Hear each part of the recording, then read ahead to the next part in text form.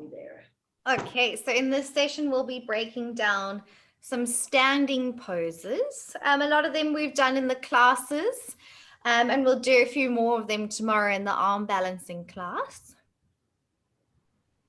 Our first pose we're starting off with today is our goddess pose, which we did in our back bend sequence this morning. Yeah. So this is a lovely transitioning pose, transitioning to get from right to left sides, or like we used it today to turn around the mat in a circular flow, I like to call it. Yeah, and what do you think the thighs and the hips are doing in this pose? What would be the purpose of this pose? Just do stretching. Yeah, what are we stretching? Oh. Our quads and hamstrings. So we are working, our quads are strengthening in this pose because we're like in a squat, right? And what muscles do you think are stretching? What is opening in the pose? Hips. Our hips, yes, absolutely. And what muscles do we feel stretch when we open the hips in this pose? Our inner thighs. Yes, our inner thighs. So we're going to talk a little bit more now in each pose. What is happening in the pose? What muscles might be strengthening? What poses might be stretching? And how does that link to other poses? Especially when we look at these as prep poses for other peak pose sequences, we're looking at what is happening in the joints. So we know the hips are opening, right? So we call that external rotation, when the hips are opening out to the sides. Okay. I'm just going to start talking about all these anatomical terms. It might not make complete sense right now. Don't worry about it. But the more you hear it and feel it in movement, the more it makes sense. So here, this is a hip opening pose. So we've got external rotation in the hips. Do you remember last night when we were turning the palms out in mountain pose? We were saying how we were externally rotating the arms. Okay, so the hips and the shoulders are very similar that way because they're a ball and socket joint, so they can rotate. So this is why we have external rotation, and some poses might have internal rotation. Just scraping the surface, don't worry, you're going to learn all about this. Okay, don't worry about it, but you might just start to see links in certain poses like, oh wow, these 4 poses all are hip opening poses, external rotation poses, and just become familiar with that. That's all for now. Okay. So goddess pose is an external rotation hip pose. Okay, so I'm going to demonstrate the pose for you, and then you'll get a chance to do it, and then we'll check in if we have any questions. Sound good? Okay. So for goddess pose, I can either step into the pose, maybe I'm coming from standing at the top of the mat, and I can step out into a goddess pose, or maybe I'm flowing from like a little sun salutation and I'm stepping forwards from a low lunge, and then I can open out into goddess pose. All right, I can either have come from it from a high lunge and then open out into goddess. So it's a really nice versatile pose. And as we were saying earlier, it's a nice pose to be able to change direction. So you can kind of move through the center and turn from side to side. So an awesome transitioning pose. Okay. So in goddess pose, we want the thighs to open out to the side. We want to open the hips. So when we squat down in goddess pose, we're looking to press the thighs out to the sides, okay? So what we don't want in goddess, if I turn to the side, is the knees rolling inwards, okay? We want to press the knees and thighs outwards to feel that external rotation in the hips because that's what we're looking for in this pose. Okay.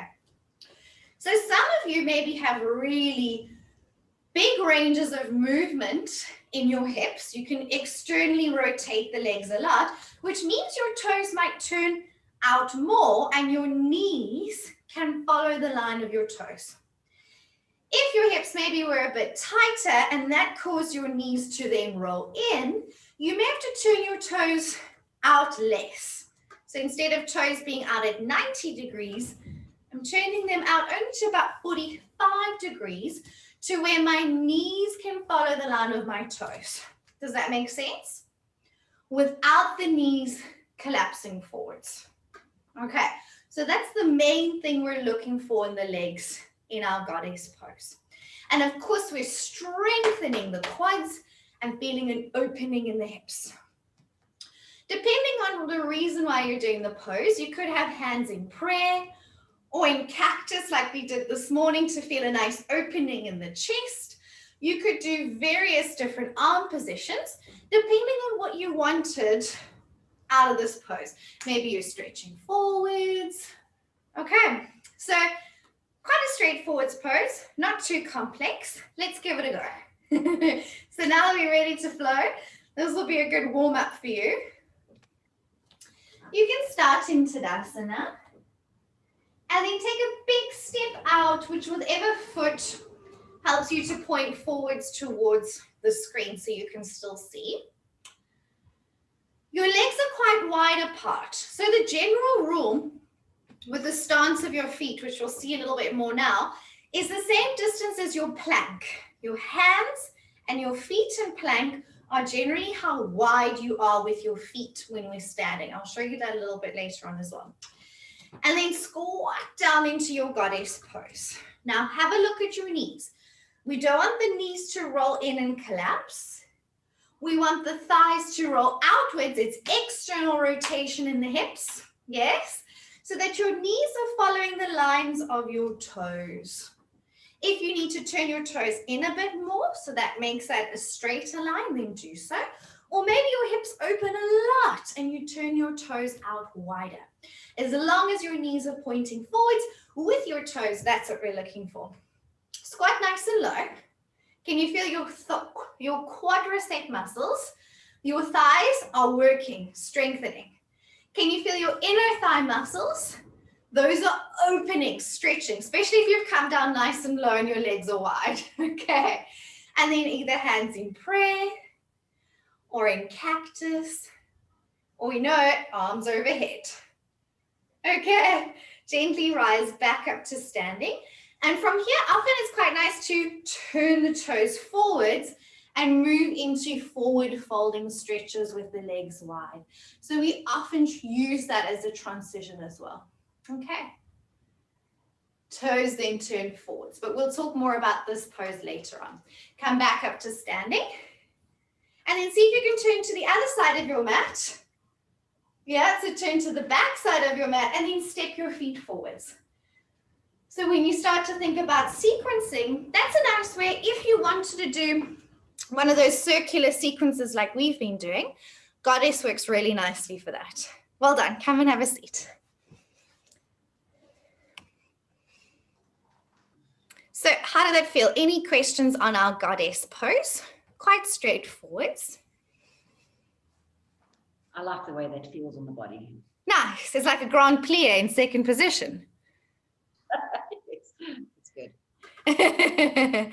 A nice strengthening pose for the legs. Good. And does that make sense? I had it, sorry. Yes, Dani. Hi. Dani, and then we'll come to you, Trudy. Okay, yeah. Yeah. Oh, sorry. Sorry. Actually, I just wanted to ask, when we go quite low, do you think of activating the glutes at all? Position of pelvis wise, Yeah. So it actually depends quite a lot on your body, Zani. Neutral pelvis, so you're not thinking of tucking or changing anything like that. For some with tighter hips, they may even stick their bums out a little bit. So it depends Yeah. on your bone structure with what's happening on in your pelvis and how your thigh bones sit in the socket. You don't necessarily have to think of glutes. Neutral pelvis is fine. Think about opening the hips more than anything. Okay, thanks. Okay. Trudy? Yeah, so mine is also a bit regarding the glutes. What happened? So I've got a funky hip this week. Well, actually for the whole year. But when I went down, then I really get a pinching feeling in my left buttock. That was also, so I don't know if I'm thinking it's because this hip and this area has been giving me quite some interesting experiences this year. So I've noticed now when I went down into goddess pose that the left buttock really sort of something happened there. So it was also So because it's quite a strong pose working on your hips, it might be that hip's a little bit tighter or a bit weaker at the moment, and you're feeling all sorts of sensation there. Trudy, when you'd have to do the pose for me to actually see if there's anything going wrong. Do you want to just do it from the side for us? And then we can have a look at how your pelvis is moving, because I can't just... Can you see me? Is it... the table is in the way. That's okay. Don't worry. We'll be able to wing it. Is it fine? Yeah. So that it's when I try and sort of open my, and now now I can't feel it. Yeah. Now it's fine. Now So it's gone. Trudy, what I think that So is, maybe I think it was just you're getting stronger and you're going to feel all sorts of stuff.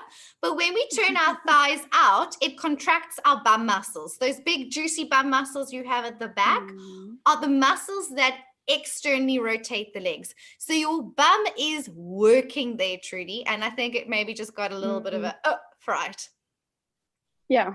Don't worry I about think maybe because now it's fine. Okay, Yeah, good. it's fine now. But Come around, it was glutes fine. do work to take your leg behind you. That's the role of your bum muscles. They take your leg back in extension is what we call it. And they also turn your leg out to the side and externally rotate. So I think your bum muscles were contracting there. And that's why you felt it get a little bit of a cramp. If someone has an issue with their knees or their hips or something, what could we do to make this pose easier, but poses in general? How can we modify? You release a little bit. Exactly. Maybe. Yeah. Demi? Oh, I was gonna say, maybe not go as low, so the weight isn't on the joints and they're slightly more balanced out. Yeah. So this is your golden rule. If someone has an injury or a niggle or is not as strong or is maybe beginner, do less. Instead of being as deep in the lunge or the squat, be up a little bit higher. In whatever pose that may be, decrease the range of movement. So that basically means come a bit out of the pose. Don't go as far, whether you're maybe in a forward bend or a back bend or a lunge, just reduce.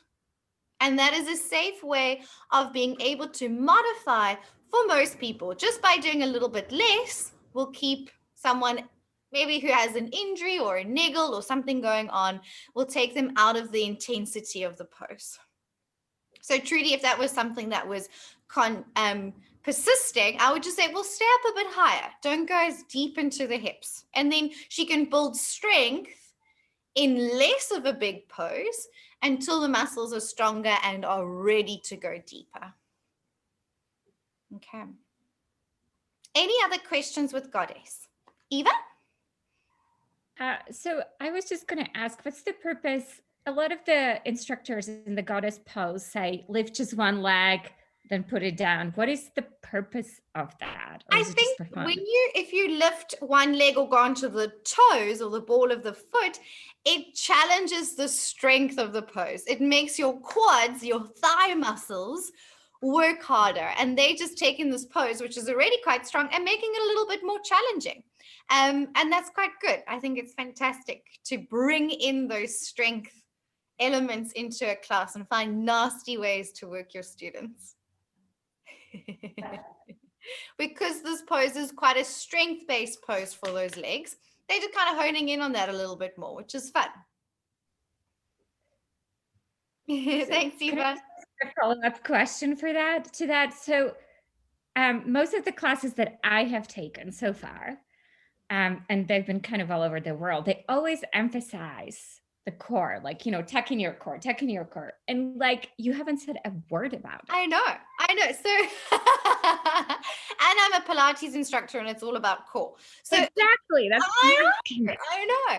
So a lot of the time, I think core gets focused on a lot. All right, and maybe everybody's, if your core is strong, then your back is safe and prevents injury. But honestly, you need to be strong all over to prevent, if you have a sore back, strengthen your back muscles. That'll probably help. And be strong all over. I don't think core is more important than any other muscle. But the main reason why I don't cue it a lot is your abdominal muscles. They're called your rectus abdominis, those six-pack muscles you see on the guys. Those muscles, their job, like we were talking about the bum muscles, what their job is to move the body, is to round the spine. So your core muscles, if I told you to grip and hold your tummy muscles, just do it now while you're sitting. Activate your core, like strongly. Can you see you actually round a little bit if you're doing it strongly. So the job of your core muscles is to round the spine, to bring you into spinal flexion. And that's when they fire up the most. Okay, so tomorrow when we do our arm balance sequence, we're going to do a lot of core work because we're going to be rounding our spines. Today in the back bend sequence, if I said engage your core, it will actually move you out of the back bend and actually pull you in an opposite direction. So I think there's a time and place for every muscle and every movement. If you like to engage your core lightly, cool, that's absolutely fine. Is it essential? No, not as much. We want to think of lengthening through the spine. And as you do that, you'll feel a little bit of activation in the sides of your body, like in your waist. And then you're stable. And that's cool. But I think we just we get quite locked into saying certain cues, like engage your core and tuck your tailbone. And we actually have to think the movements that those create may not be beneficial for the pose that we're teaching that day. And there's a time and place for these instructions. That answer your question, Eva? Yeah. Yes, it does. Okay. Any other questions around our goddess pose? I was just wondering what the Sanskrit name for goddess pose is. It's, you know what? It's one of these new modern day poses. Okay. It's a made up movement, and there's tons of them. And it doesn't have a classical Sanskrit name. So it wasn't one of those first poses that you would see on our old traditional yoga books like Light on Yoga. It's kind of a new pose. So we just call it either horse pose or goddess pose. I'm sure if you Googled it, there'll be some made up Sanskrit name for it. So this is the thing with yoga poses. Different styles of yoga may call the poses different names. Modern poses like Wild Thing don't necessarily have Sanskrit names because they're just made up movement that we add in to, especially Vinyasa yoga, to add on flow. Goddess is one of those. Thank you. I've been so curious. Also with Wild Thing, thinking, Yeah. what on earth? Where would that have come from? It's one of these new made up poses, which is cool because all movement is great. Just some of them don't have a traditional Sanskrit name because they weren't one of those like old school traditional yoga poses. Yeah, but still Okay, cool. thank you. All right. So our next pose is called Skandasana. Again, this one is actually also a modern day pose, but it has a Sanskrit name. So you never know with yoga and the names. It's on page 51 as well. And this is like a really deep lunge to the side, right? Can you all see the picture? What muscles, what is happening first of all in the hips? Similar to goddess. Opening. They're opening, yes. So we call that external rotation. Okay, cool. And then even more so now, what muscles are stretching in this external rotation hip opening pose? What do you think is being stretched? And if you've done this pose before, you have felt it. Groin. Groin. Groin, yes, Noel, yes, your groins and your inner thighs are stretching big time. Even more so than goddess. So it's kind of goddess taken to the next level. Okay, so big hip opening, external rotation, and big inner thigh stretching. Where else in yoga, and this is quite hard, I'm challenging you guys now. Where else do we stretch our inner thighs? What other poses do you feel your inner thighs stretching? What's that one, Noel? Warrior. Yeah. Warrior 3. Or warrior 2, because you turn to the side, right? Yes, with the arms up to the side. Yes. Yeah. And what even more than warrior 2? What other shapes? But you're on the right track. Side ankle pose, maybe? Yeah. Side angle pose. Yes, you're stretching your inner thighs. Exactly. And what's the next one that we normally do with warrior 2, side angle, and then comes? Triangle. Triangle. Yes. All those poses are external rotation. They're hip opener poses. And they all stretch your inner thighs. Maybe some milder, like warrior 2 and side angle, but some a lot, like triangle pose. Okay, act strongly on the inner thighs and the hamstrings as well, just like Skandasana. So we could use Skandasana to prep, as a prep pose, for things like triangle pose. Does that make sense? Okay. So just start to see, they're similar, they stretch the same muscles, they have the same joint action happening, so they work well in a sequence when we peak pose. Okay, just start to get a feeling for it. And of course, more poses with more inner thigh stretching. Whenever that leg is out to the side, like when we hold your foot and take it out to the side in these crazy poses, that would be great inner thigh stretching. And we could prep for that, if you wanted to do crazy stuff, by doing things like Skandasana and build it up. Okay, cool. I'll show you the pose and then we'll come into it all together and really feel what's happening there. Okay, so for Skandasana, often we come into this from a low lunge, and we'll be doing lots of this tomorrow in our arm balancing class. So from a low lunge, I can turn to the side. Look what's happening with my back foot. I go from the ball of the foot, I turn to the side, and then that foot flexes up towards the ceiling. So it's quite a bit of a foot movement to go from low lunge on the ball of the foot facing forwards to the side of the mat. Okay, so my toes are flexed up to the ceiling. I'm feeling a big inner thigh and groin stretch. Okay, my bent leg is still externally rotating as well. It's opening out to the side, and I'll also be feeling inner thigh stretches through this groin. Okay, you have options to have hands on the floor or hands in the center of the chest, depending if you want to make it like a bit of a balance or if you want to ground the hands. If you really want to get into the hips, maybe you bring your elbows towards the floor. This is also a really nice pose to change to the other side, and you can repeat all of that on the left leg, and also a lovely way to turn around to the other side of your mat to bring it back around. Okay, So go slowly. It's a very big stretch on your inner thighs. You ready? You can come from a downward dog and step 1 foot forwards into a lunge. So here, everyone, before you go into downward dog, start in plank, because this is how wide you always want your feet to be. So if you were to make a mark where your hands are on your mat and where your feet are in plank, this is kind of the big step you'll be taking and how wide your feet are for all of the standing poses. Okay, so that's your gauge. Step your right foot forward. So from plank, down dog, right foot steps forwards. Bring your hands to the inside of your right foot.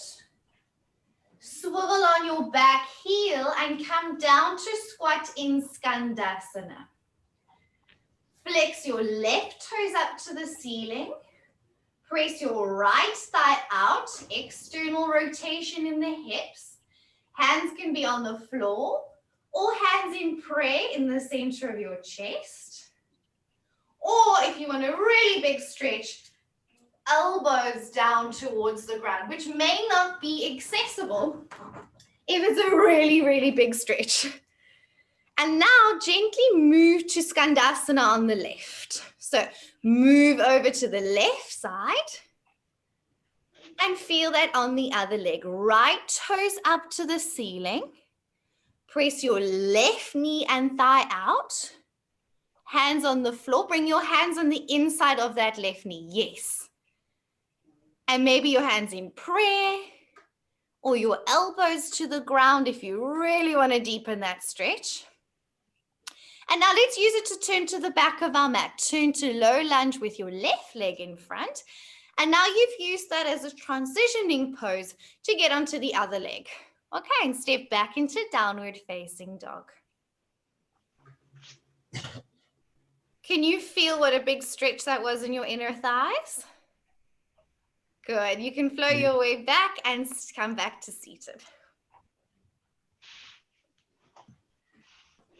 So first of all, the first thing I said there, your stance, where you step your foot forwards, is always as wide as your plank, right?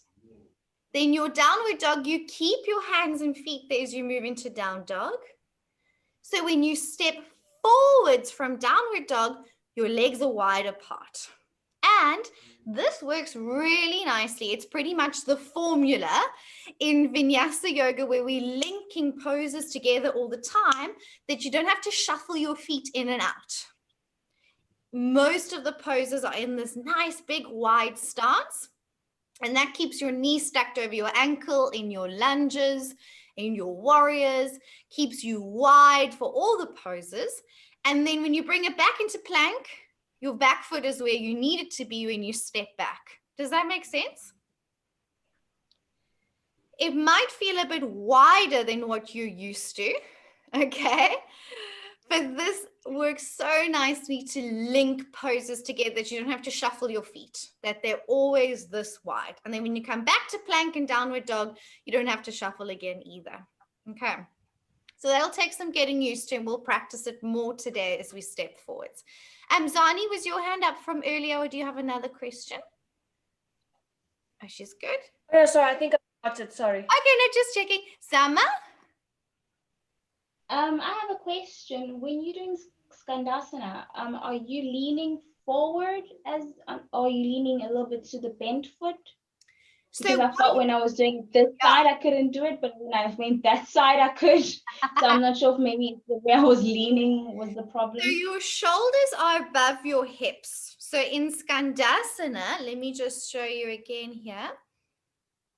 In Skandasana, when you come into the pose, I'm not over here on my bent knee side. I'm bringing my shoulders pretty much above my hips. And you have the option to be upright or leaning forwards, but shoulders and hips are pretty much in this straight line. Does that answer your question, Zama?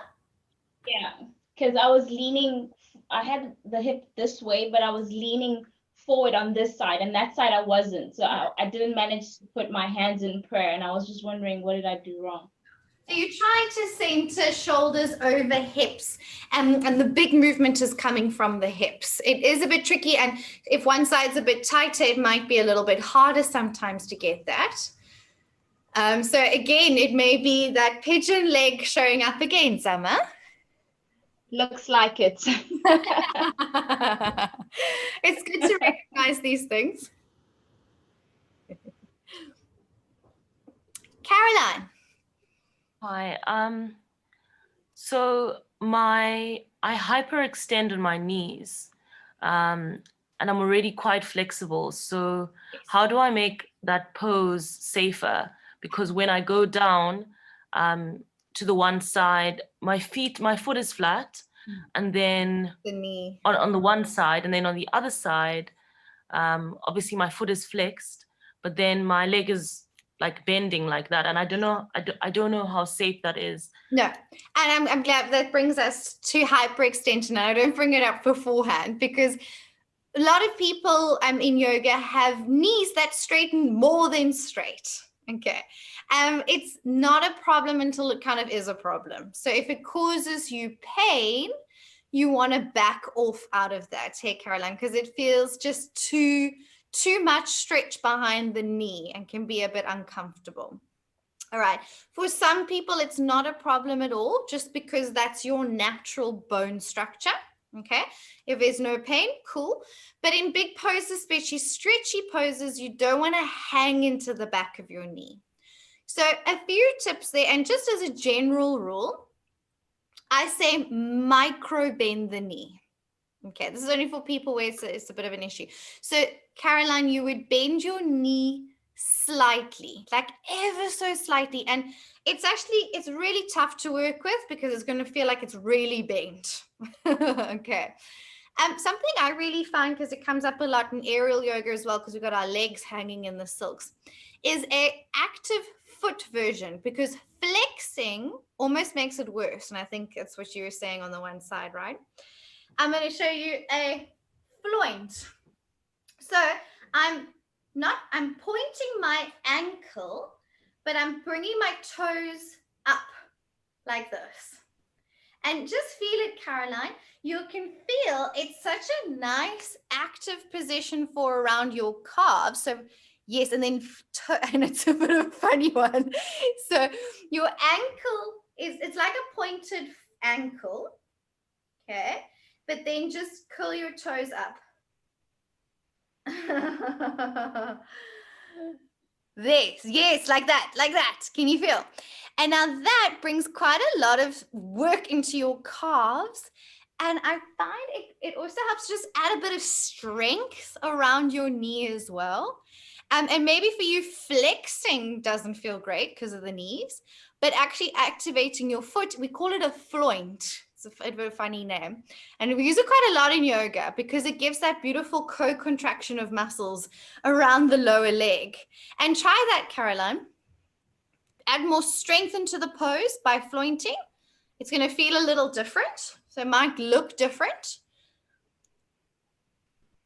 There you are. And then push with the ball of the foot as if you're pushing. Yes. How does that feel? It did reduce the knee a bit. I mean, you've got crazy flexy knees there. Your knees on the floor. Otherwise, a little bend like you're doing there. Yeah, it feels it's a lot stronger actually, which is quite nice because here I don't really feel Exactly much at all. Yeah. So this, like, I actually feel a deeper stretch in my joint, in my groin. Yeah. That actually helps a lot. Cool. So play with that. It's just one of those things, is just investigating as well what works for you. So I often like to just find, instead of just bending the knee, can you add more strength to the pose instead? To use your muscles more rather than just locking back into your joints. Okay. It's a tricky thing to work with. Yeah, that really helps. I was curious because I've generally been taught Skandasana with feet flat. Is there a big difference between feet, the the foot off the ground or feet flat on the It kind of ground? depends. So for you, you can put your foot on the floor, your bottom heel down, because you're super flexible, as we all saw there, right? So it's again, it comes to that that Achilles tendon, basically I see. dictated by that tendon. So if you're a runner and your tendons might be a bit stronger and tighter because they need to be for running, you won't be able to put your heel on the floor. It's kind of just depends on that. So you might be on the toe, which is cool. If your heel goes flat onto the floor because you're very flexible in your Achilles tendon, cool. Doesn't make too much difference to the pose. And I guess you could emphasize one or the other depending on why you were doing the pose. Maybe if I wanted you to balance on your toe more for a reason, I'd instruct it that way. Or we'd work to get the heel down if we wanted that more stretch in the calf and the Achilles. Both are fine. Okay. And maybe for you, Caroline, maybe on the toe reduces all your range of movement a bit and makes you work more strength than always flexibility. And I think for those that are very flexy, I say find the strength in the pose. For the gymnasts, the dancers that tend to be too mobile, pull it back a notch and find, can you sweat in that pose? Make it more about strength than always pushing to your end limit. And it really, really helps. Especially for me coming from a dance background, I used to injure myself a lot. And you have that type of very flexy body where you're going to push to your end range all the time, but you might not be strong at that end range. So it's about being strong and flexible, not just flexy. That makes sense. Thank you. Cool. All right. Any other questions around Skandasana? Awesome. Okay, so those were external rotation hip poses, and we'd use it for other external rotation poses. Our next pose, Warrior One and Crescent Lunge, which I often call High Lunge as well. You can call it High Lunge or Crescent Lunge or High Crescent Lunge. These poses do not have external rotation. Can you see the difference? We've got one leg forwards and one leg back. So almost just scissoring legs, right? One leg forwards, one leg back. In last night's class, in Warrior 3, we focused on these kinds of movements. For Warrior 3, right? One leg forwards, and one leg back. And we didn't do any hip opening really at all, maybe just as a bit of a transition, but we were pretty much going forwards and back with the legs in the scissoring action. Does that make sense? Okay, so I would link poses like these lunges with other poses that one leg is forwards and one leg is back. What other poses do we have that have one leg forwards and one leg back that we did loads of last night? Pyramid. Pyramid pose, absolutely, 100%. Standing splits. Yes, you've got it. And there's not many more. One leg. Also Vira 3. Yes, Warrior 3, Virabhadrasana 3, absolutely. So these poses link beautifully together. High lunge, pyramid pose, Warrior 3, and standing splits. And sometimes our one-legged mountain, when you bring the one leg forwards. All poses where one leg is forwards and one leg is back. Okay, so we're just kind of grouping movements that kind of flow well together. So if I wanted to get you into full splits as a peak pose, we would focus on these kind of actions, right? With one leg forwards and one leg back. Would you agree? Okay, just start to think about it. It's no pressure, but this is like where we're just planting the seed today. Cool. All right. So for high crescent lunge and warrior one, what are the difference in the poses there? So warrior one, what is the back foot doing? You did a lot of 90 degrees. Ashtanga. 90 degrees. Yes, the back foot is down. Okay. Maybe not quite at 90 degrees. I would say about 45 degrees because the toes are pointing a little bit forwards. Okay. And then in the crescent lunge or high lunge, as I call it, we're on the ball of the back foot. Okay. So that little foot action changes the entire pose actually. And it's going to be quite a vital thing for you to understand in regards to the hips. Okay, so I'm going to show you first, and then we'll do it all together so you can feel the difference because it's quite a tricky thing. Okay, so when I'm in a high crescent lunge, okay, on the ball of my back foot, my toes are pointing forwards, right, of my back foot. Yeah, and because my toes are pointing forwards, my hips also can both point forwards, okay? Because my foot dictates that. Does that make sense? Toes forwards, hips forwards, okay? The big thing, and also again, it's what we've heard a lot in classes, in warrior one now, can you see I've brought my heel down onto the floor, okay? My toes are now pointing where? Out to the side of it, okay? They've turned out, so my toes are pointing out at about a 45-degree angle. So what does that mean for my hips now? Can my hips point forwards, or are my hips going to be a little bit open? And that's going to be the big question. What do you think?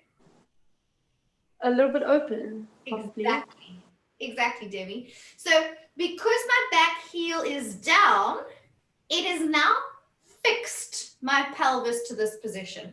And we hear it a lot in yoga classes, and this is why we get confused. Turn your hips to the front in warrior one, but you can't because of your back foot. And we're going to see that a lot again when we want to do twists.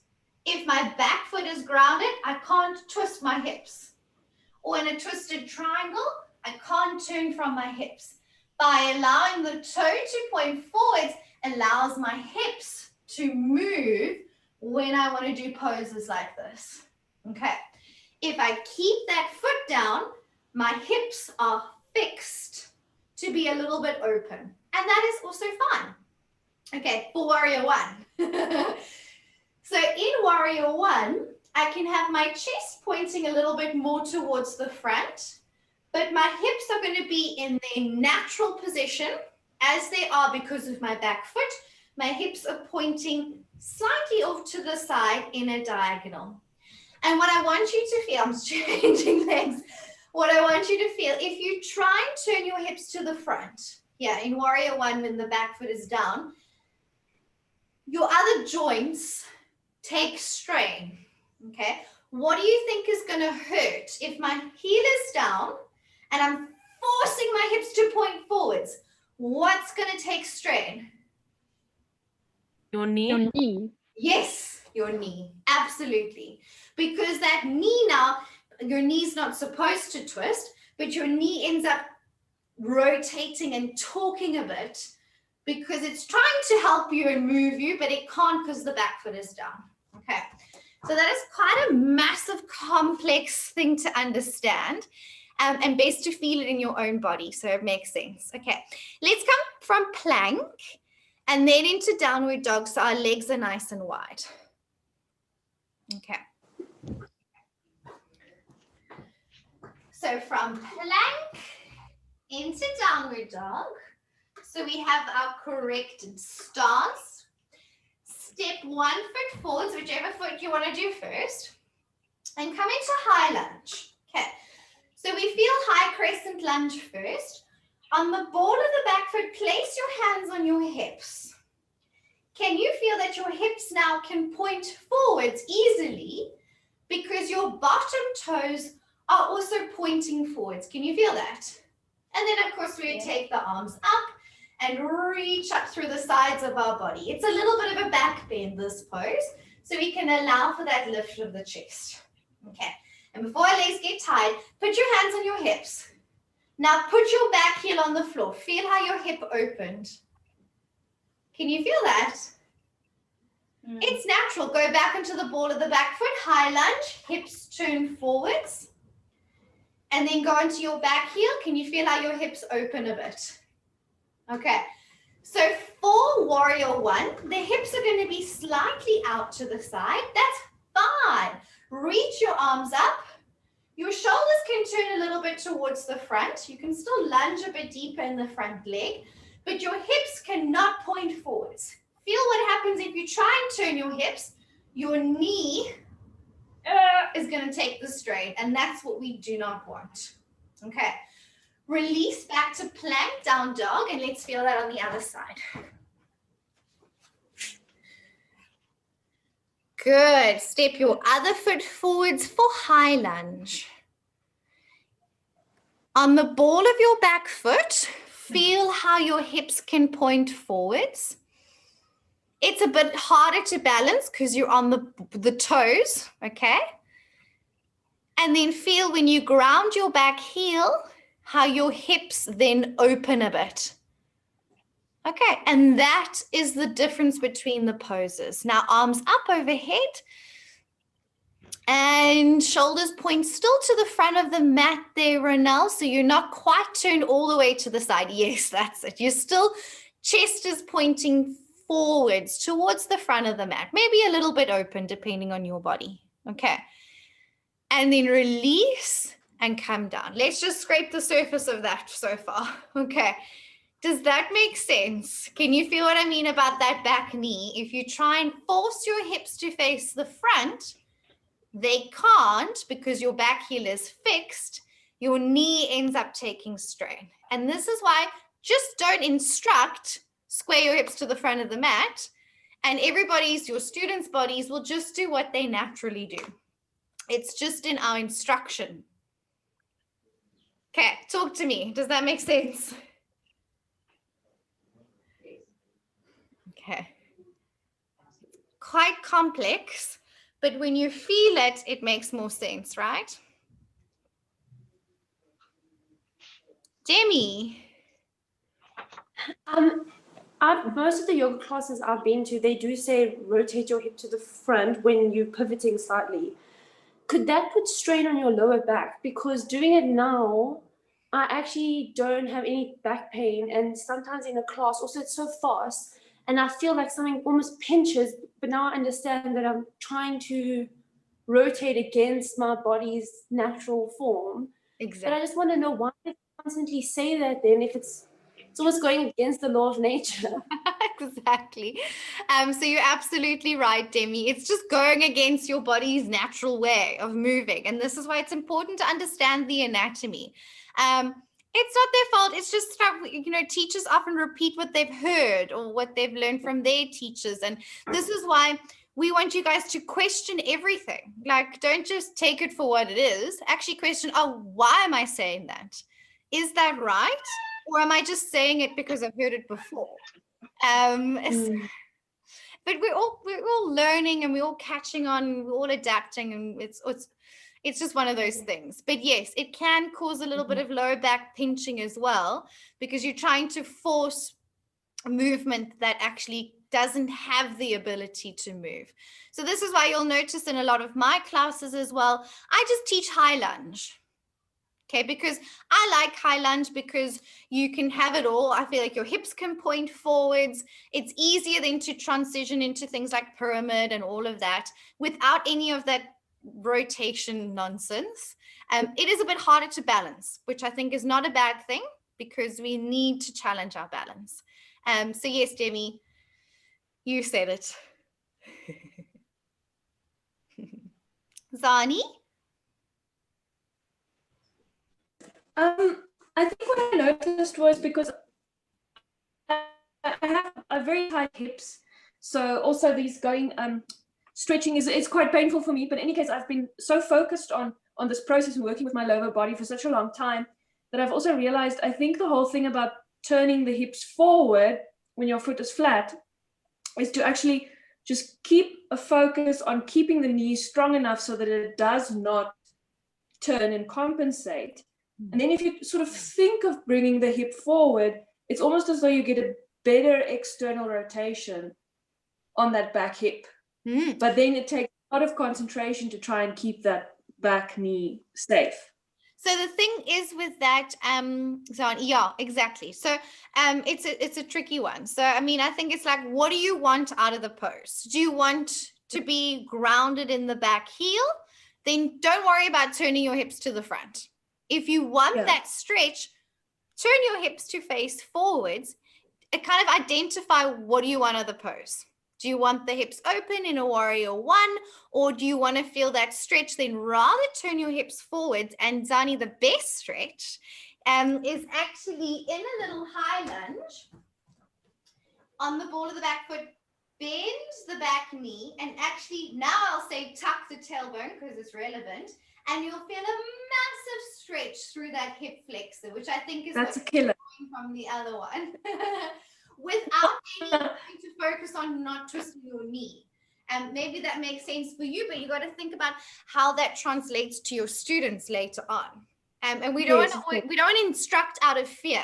We don't want to say, oh, don't twist your knee that because it'll break. Everyone will be like, oh my God, why are we even doing this? Okay, so I get where you're coming from, but decide what you want. Yeah. Thank you.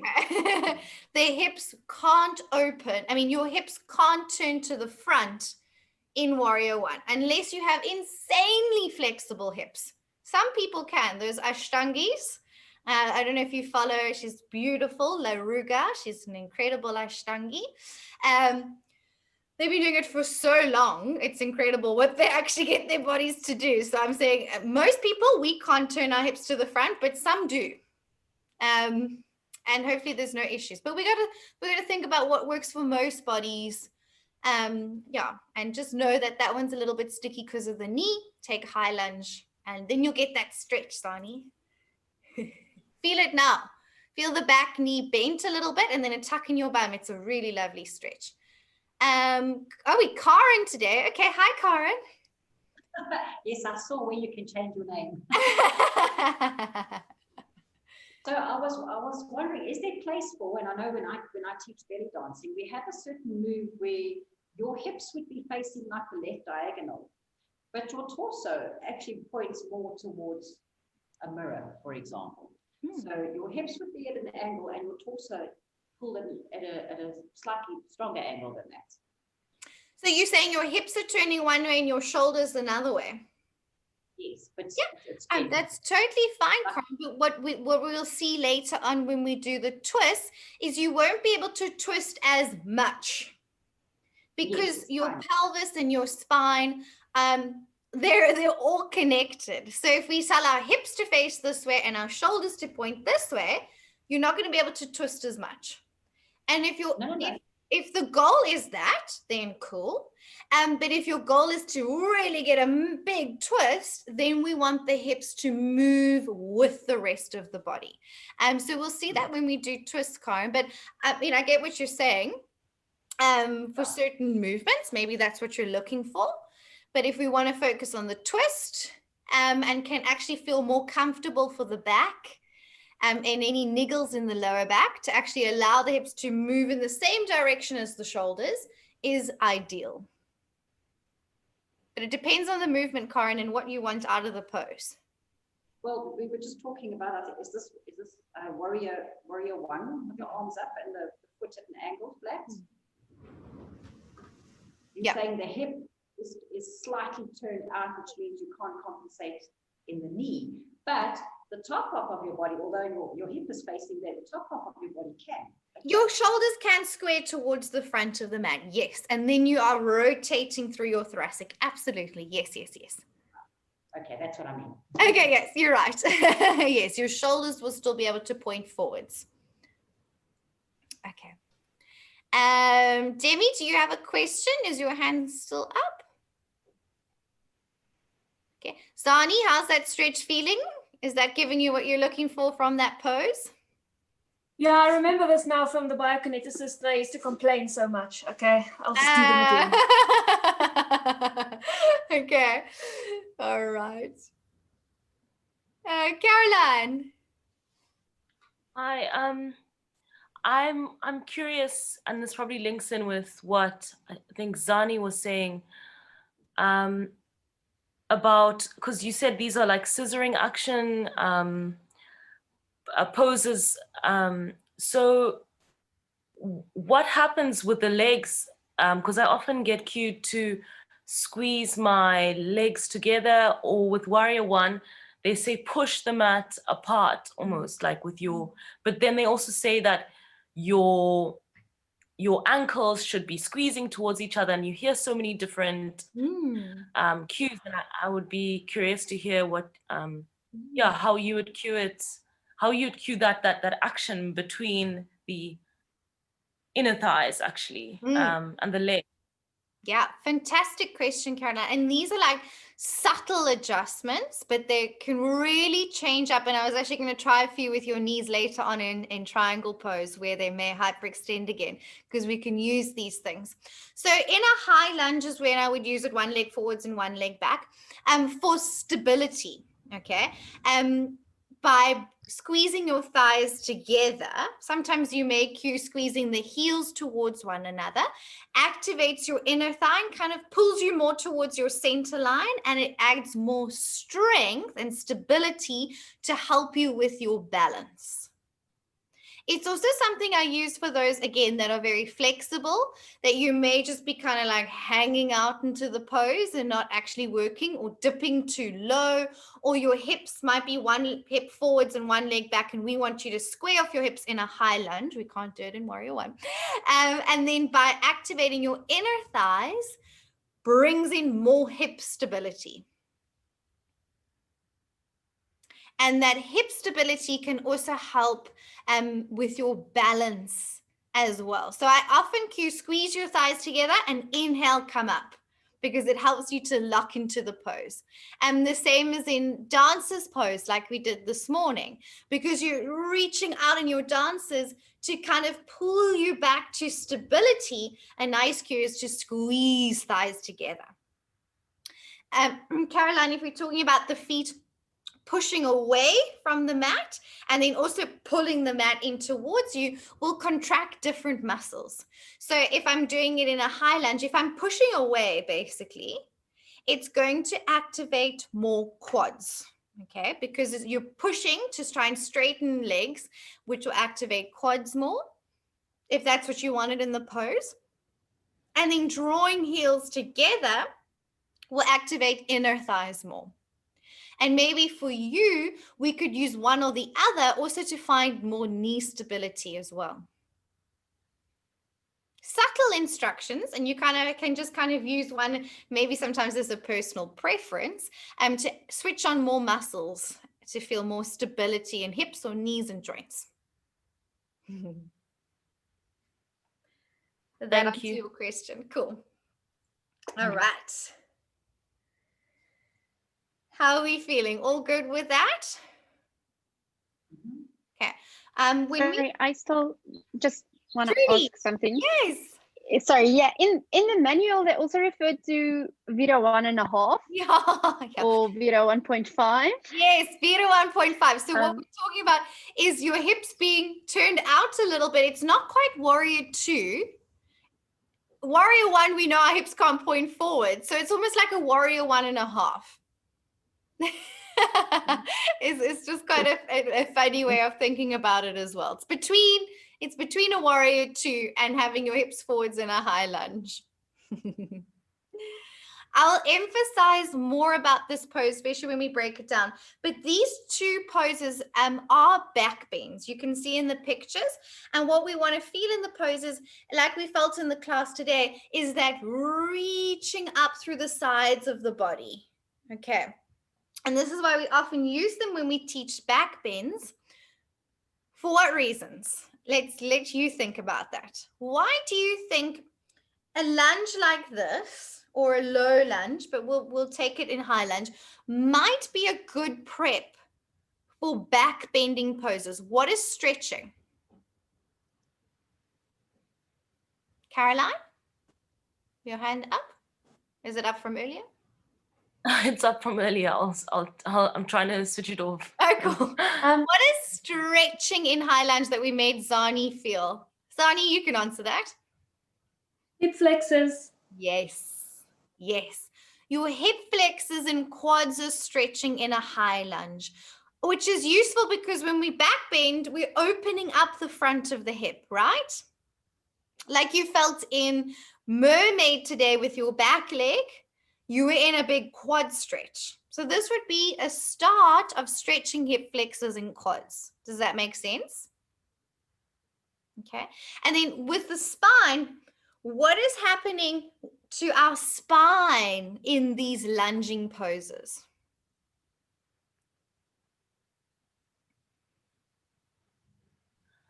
Our spine is lengthening, perhaps? Yes.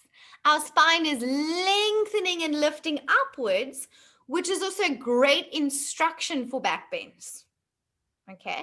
And we are in a little bit of a back bend in high lunge and warrior one. So it's like a little baby back when we're moving the spine into the shape. But as Caroline said, it's a lovely pose to express lengthening and reaching up, to lengthen up and through the spine. Especially when we do back bends, we don't want to like sink into the back and then try bend backwards.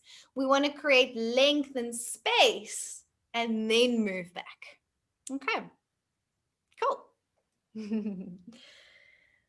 Alrighty, if you're happy, we'll move on to low lunge and lizard. Remember, we'll be recapping all of these poses. So if it feels like, oh my gosh, so much information, don't worry, we will be going through these again. Okay.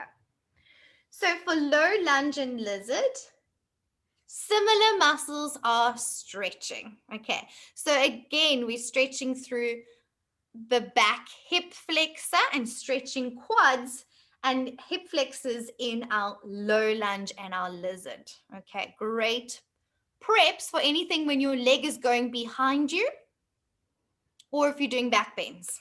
Okay, so I'll show you the pose and then we'll come into them together. We'll do them together. Okay. So again, I'm going to come from plank down dog because you feel now that gets your feet into the right place. Okay, plank, down dog.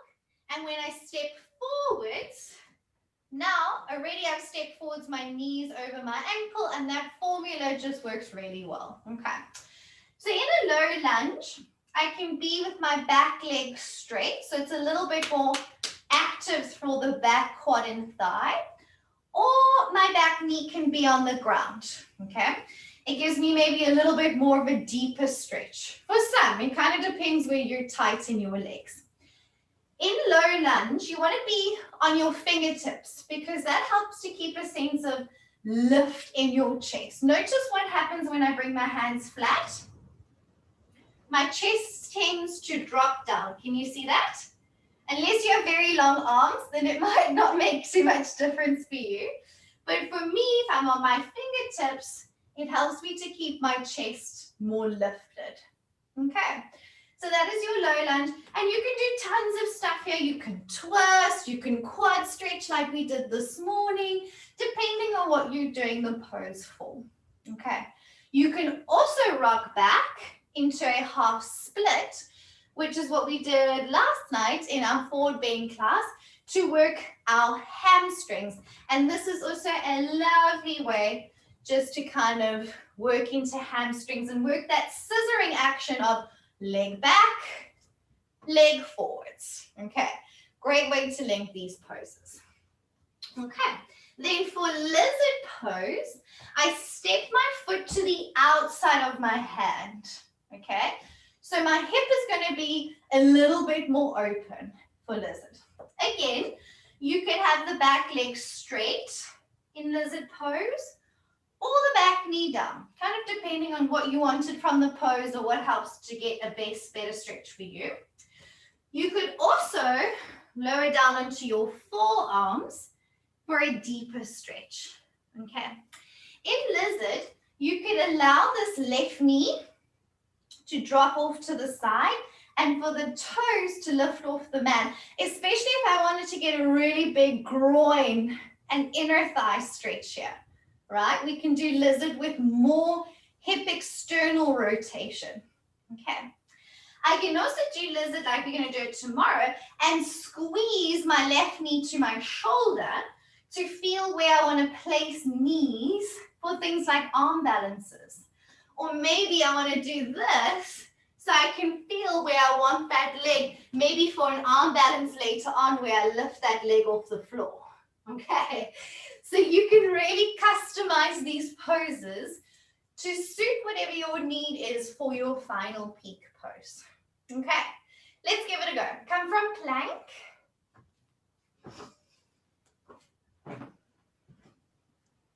And from your plank, moving hips up and back into downward facing dog.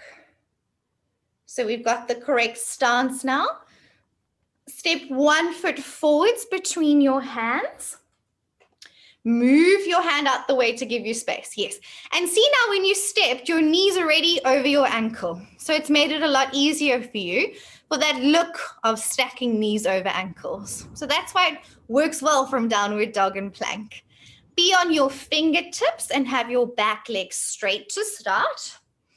So a little bit more of an active version of the lunge. Then lower your knee down onto the floor. Bring your hips down a little bit more, maybe a bit more passive. Maybe it gives you more or less of a stretch depending on your body.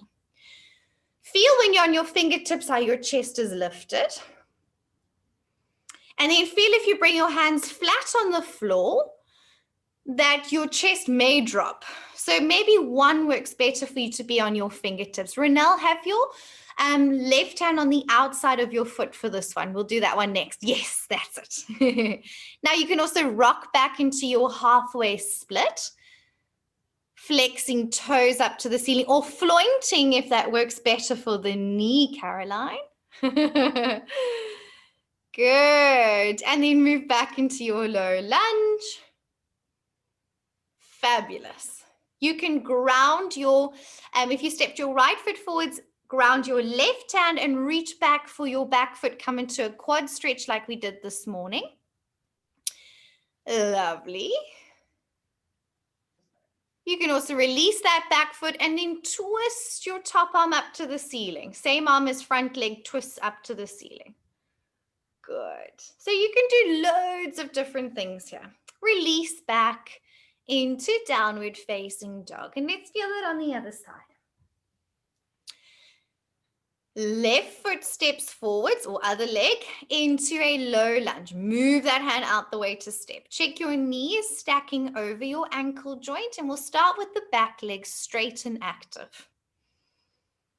Then you can lower your bottom knee to the ground and just feel a different sense of that stretch. You're on your fingertips, your chest is lifting and your collarbones are broad across the chest. Nice. You can rock back into a halfway split here, which often feels lovely. And then move back into low lunge. Okay, so lots of stuff you could do on the floor here. You can ground your right hand and twist your left arm up to the ceiling in your lunge, taking a little twisted lunge, or reach back and hold your back foot for a quad stretch, depending on what you were doing your peak pose for, right? All right. Back into down dog. Let's come into lizard pose next.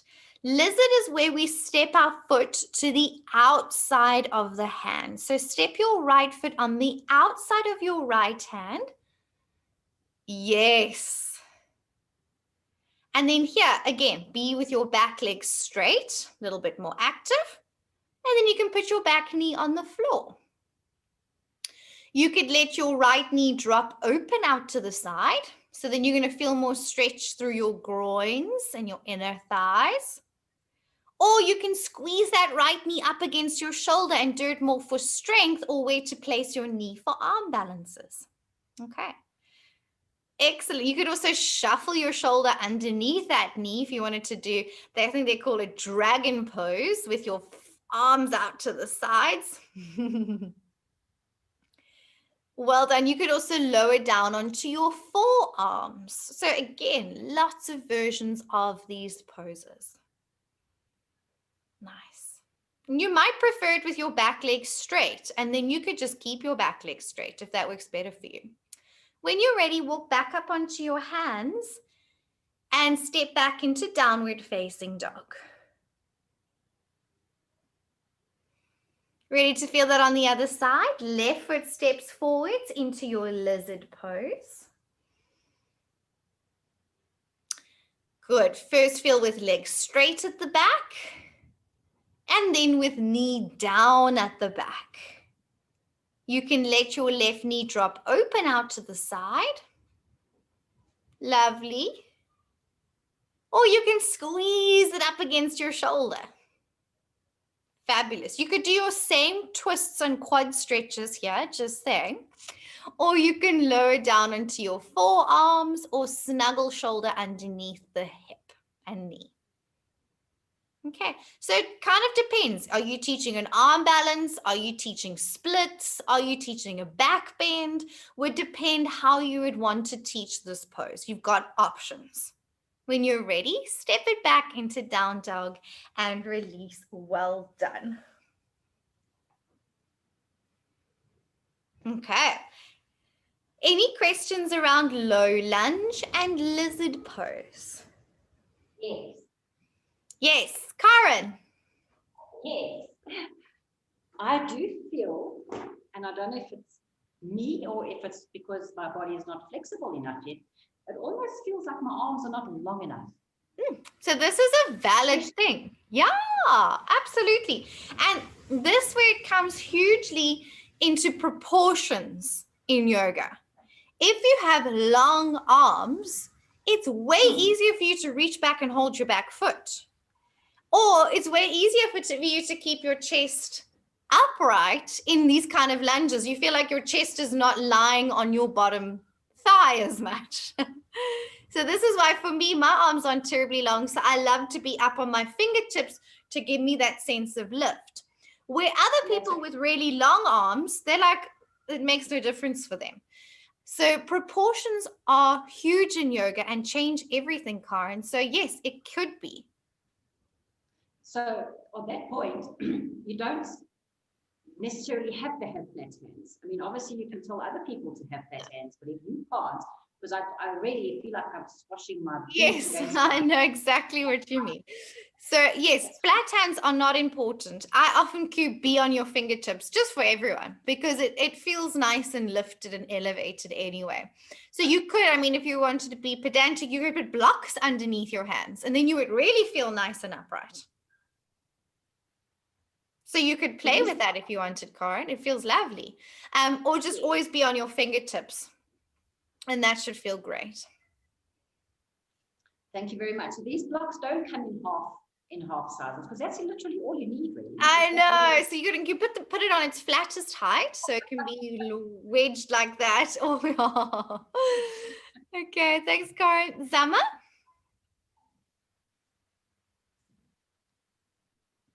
You're gonna unmute yourself for me. I can't hear you. Sorry, I forgot about that. It's okay. When you're coming from press and pose, does it matter whether you hold this side or this side? Which does it matter? Good habit to hold the inside of your foot, Zama, because we often hold rather the inside of the foot. Then you'll notice your arm is outwardly rotated like this. When you hold the inside of the foot, you tend to round through the shoulder. So we do this in dancer's pose and a few other poses where we hold the inside arch of the foot.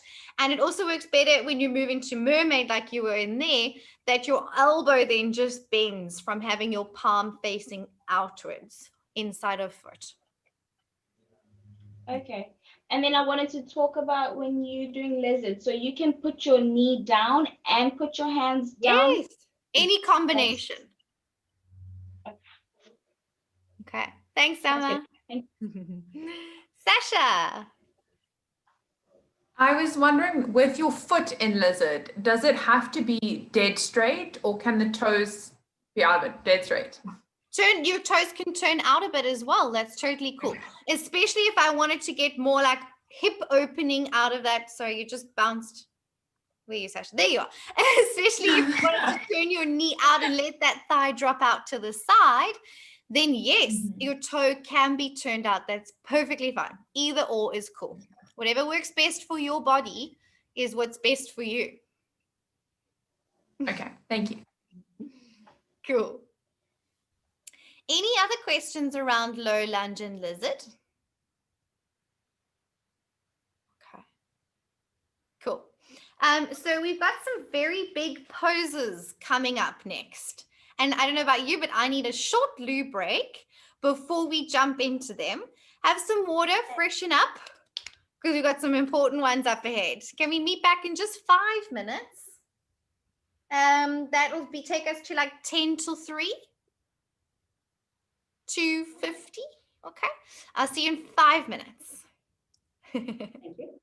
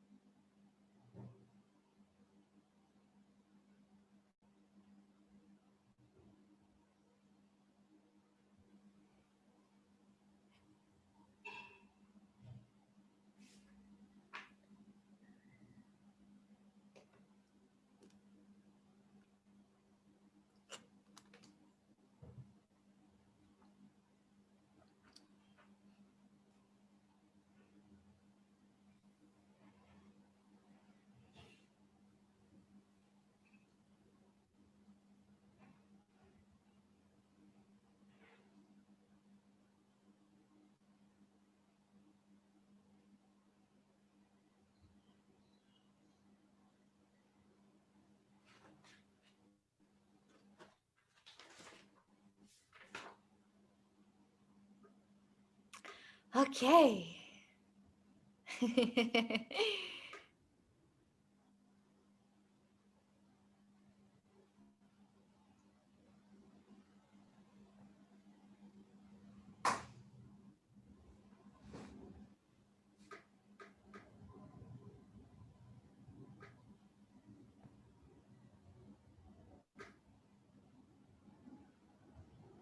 How you guys doing? All right? Still with me? Information overload. I'm feeling less overwhelmed. Let's just say that. Oh, good. Not more overwhelmed. So that's great. Yeah. Oh, fantastic. Yeah, it's all about having fun at the end of the day. You must enjoy yourself. That's really the main Definitely. reason why we do yoga.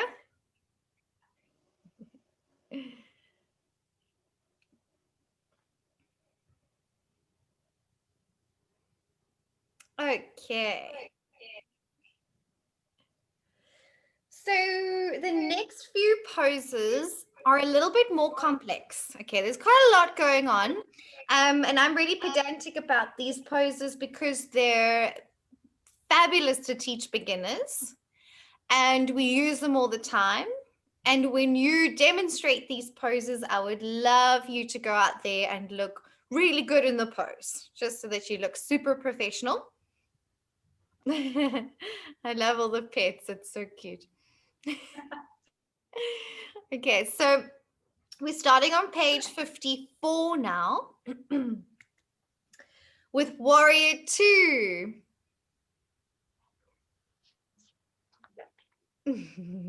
Pets and kids and everyone is so nice.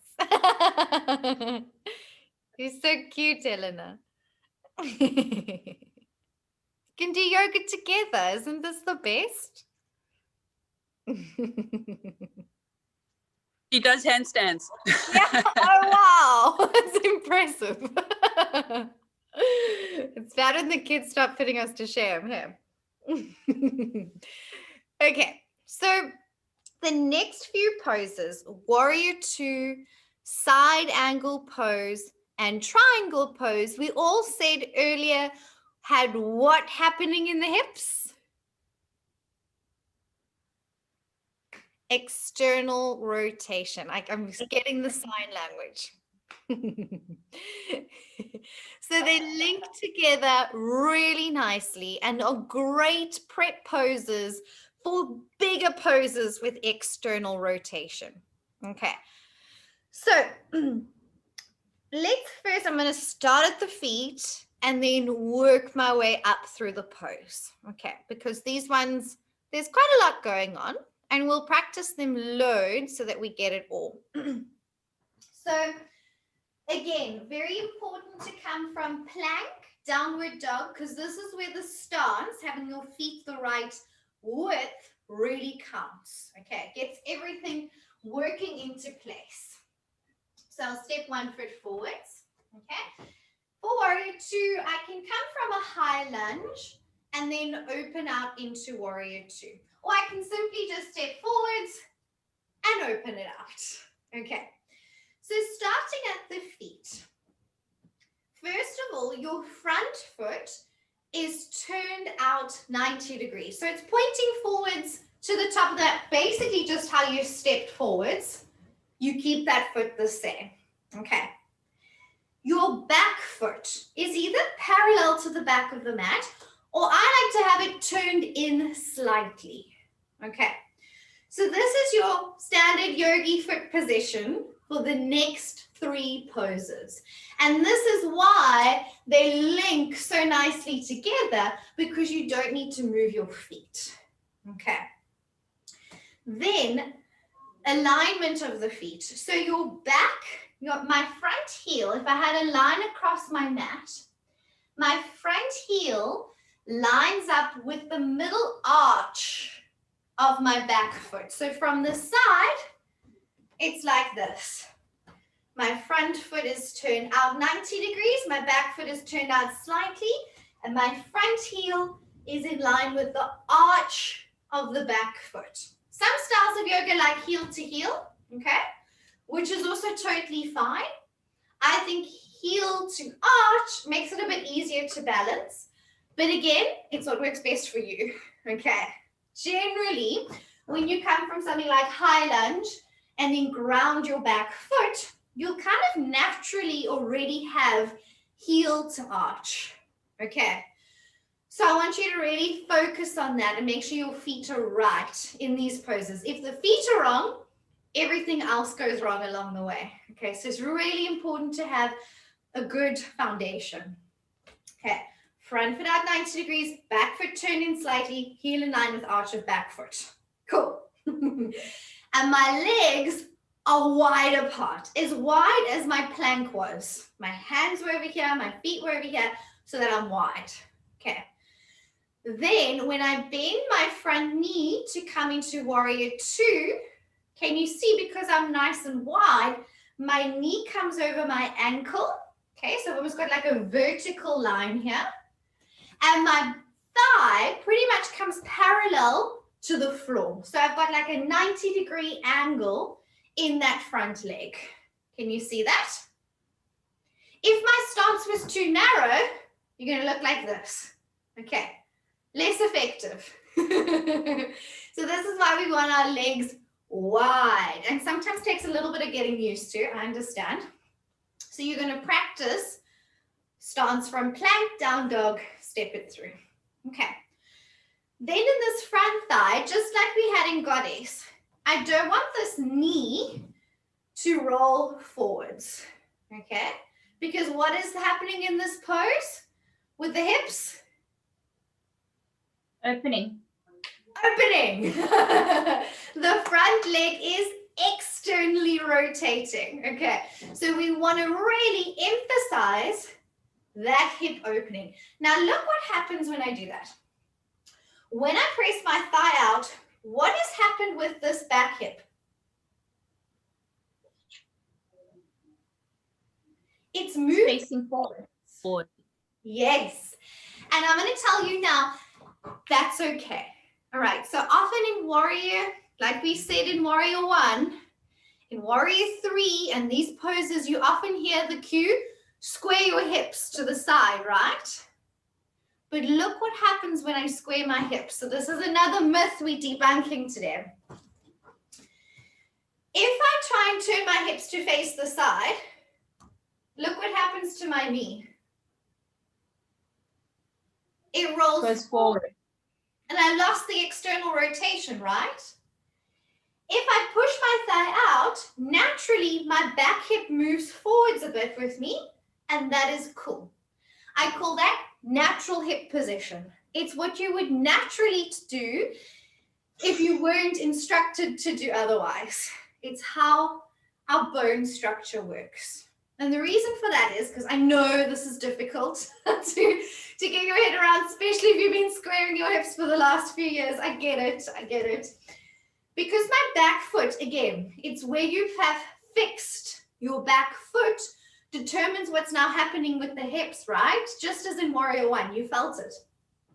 So because my back foot is either parallel or turned in, it's meant that this leg cannot open out to the side. The leg is going to follow the line of the toe, which means that it's come forwards a little bit. So my hips are like this in warrior two. They are just natural. They just are how they will be if you didn't change it. Then my arms come out to the sides. Okay, I know that's quite a lot. Whew, I'm gonna give you one more thing to think about, and then I'll stop talking. We don't have the shoulders like this in warrior two. You wanna stack your shoulders above your hips, okay? So you'll need to lean back, shoulders, you may even have to look down. Are my shoulders over hips?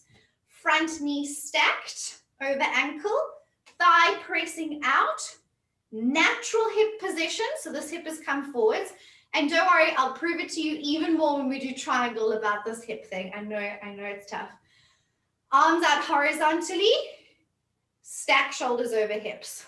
Warrior two, and drishti is forwards over the front hand. Got it? Let's give it a go. We'll start with the feet. and work our way up. I know it's a lot.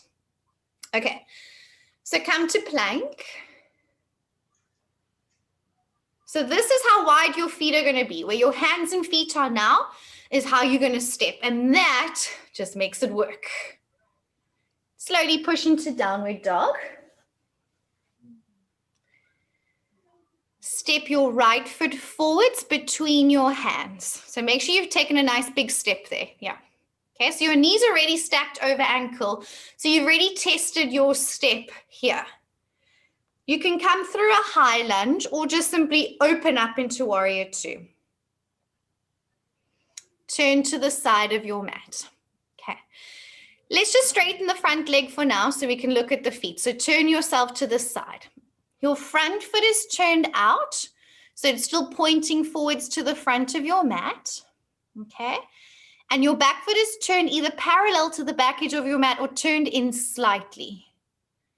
Check your front heel is in line with the arch of your back foot. So this is so cool because Carmel has an awesome line in the middle of her mat. So she's using that center line to line up her feet, and it looks so cool. Okay. Now just put your hands on your hips with your legs straight. Just for a moment, straighten your legs. Relax. Stand fairly normal. Look at where your hips are without thinking about it. Can you see your left hip has come forwards a bit? Just because of how you've placed your feet. This is just naturally how your bone structure is when you stand with your feet in this position. And this is why I say natural hip position. Okay, so now you don't even have to worry about your hips. Just let them be. Bend your right knee to stack your knee over your ankle. And see if you can get that 90 degrees. Knee over ankle, thigh parallel to the floor. And push your thigh outwards to externally rotate and allow your left hip, Eleanor, allow that left hip to come forwards. It's okay. I know it's been drilled into us. Yes, I know.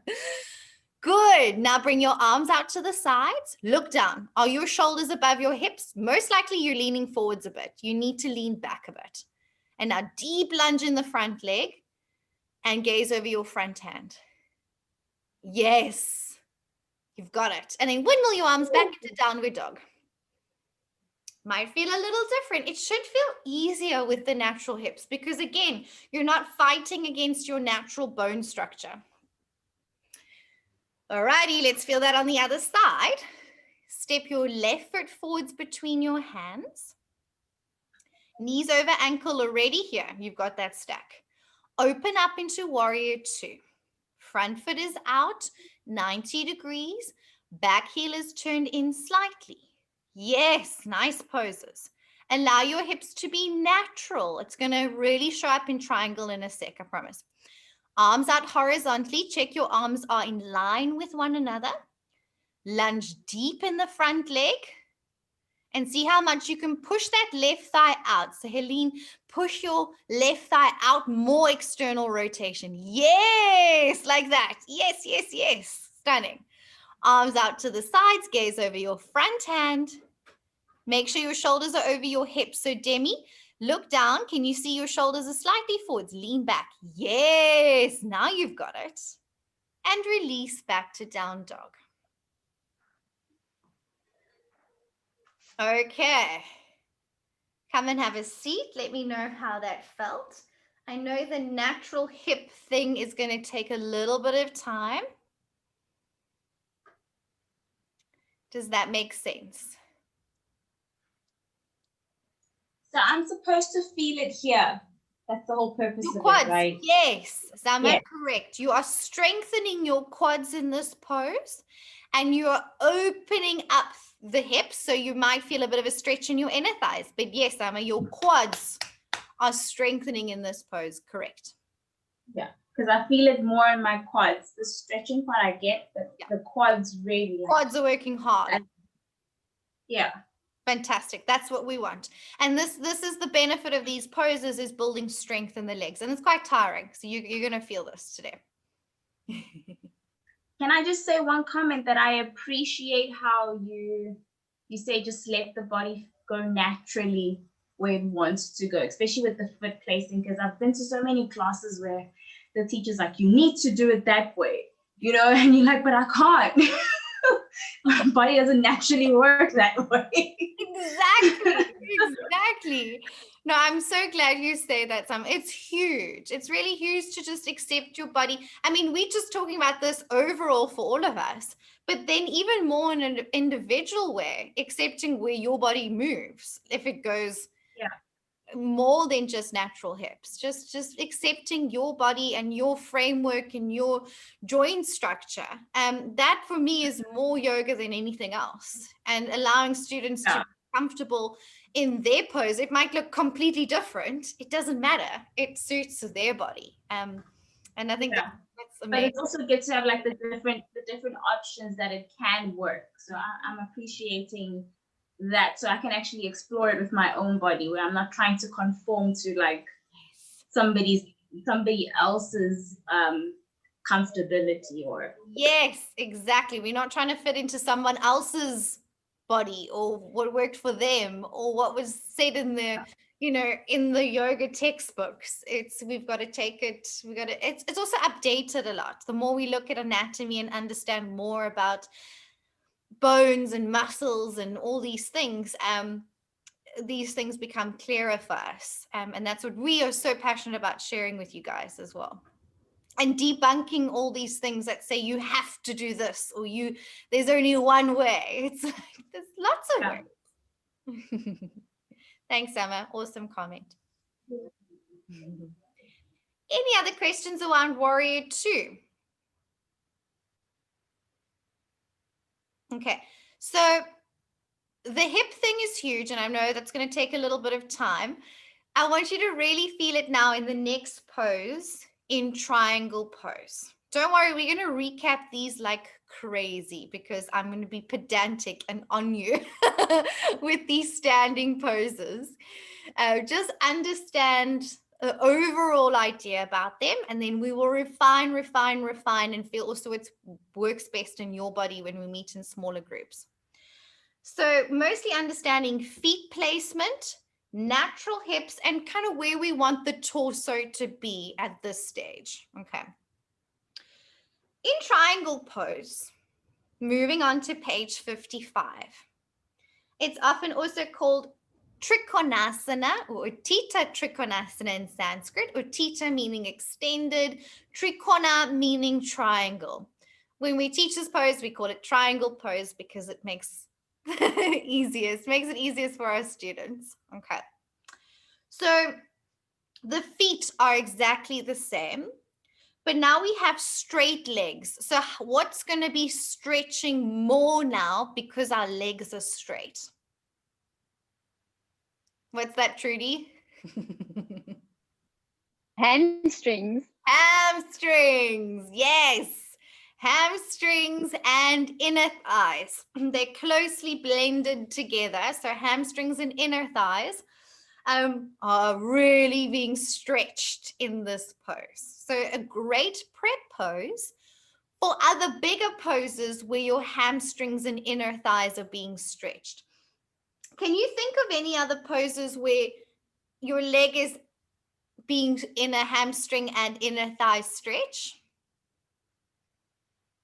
A bigger, harder pose. We felt it first in Skandasana earlier, and we said Skandasana was a good prep for triangle.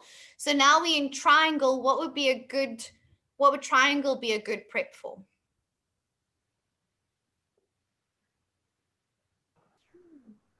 I don't know what the name is, but I think it's the one where you hold your toe with your fingers. Yes.